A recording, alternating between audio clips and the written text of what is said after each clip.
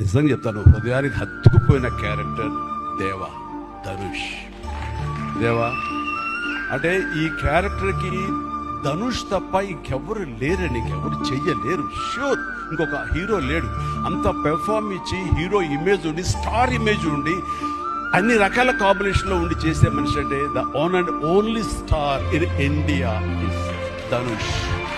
మరొకసారి love you man, love you love you love you love you love you God. Dhanush తప్ప ఇంకెవరిని ఊహించుకోలేరు.